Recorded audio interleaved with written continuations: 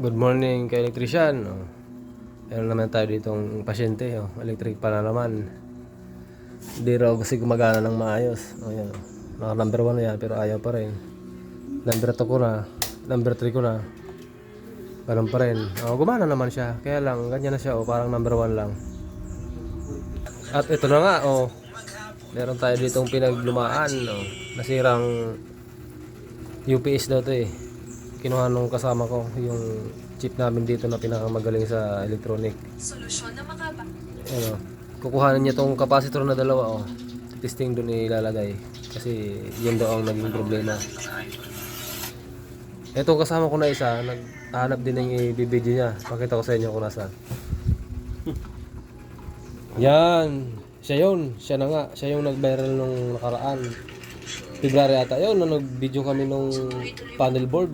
Umabot ba naman ng 1.7? Hindi ko pa nabe-break yung ginawa niya eh. Nice, very nice, idol. Antayin muna natin na matanggal to. I-post ko muna sa delete. Tanggalin ko muna tong mga abobot. Lilinisan natin yan kasi ayun muna, i-stop ko nga muna. Ayan, binuksan ko na oh.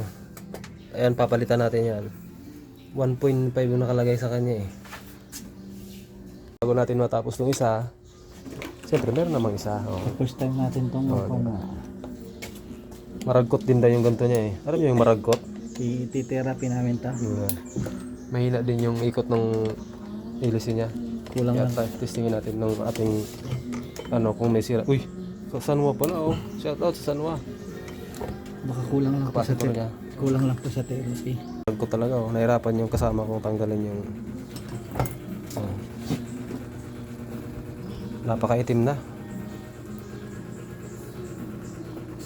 Ano? Siyempre, lahat ng trabaho natin mabigat-bigat. Siyempre, minsan pagod na tayo. Gawa natin para mapagaan.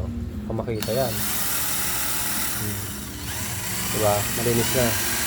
Siyempre, dahil naayos natin ang maging problema niya, lilinisan lang. Ngayon, siyempre, bago natin testingin, Nagka-stick neck yung electric fan. ayusin muna natin. Relax ka muna, relax na. Yan, na-stretch na.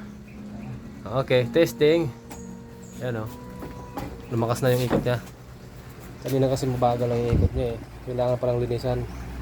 Ito, yung problema niya talaga, capacitor. Kaya lang yung kinuha natin kaninang capacitor, sira din yung isa. So yung luma, pinaralil lang natin yung isang capacitor, yung luma niya. Gumana naman siya. Kaya lang, siyempre, hindi rin tatagal yan kasi luma na nga. Shout out pala kay Ming na andyan Ming! Ming! Meow! Diba? Ayos na. Kailangan na lang ng bagong capacitor yan.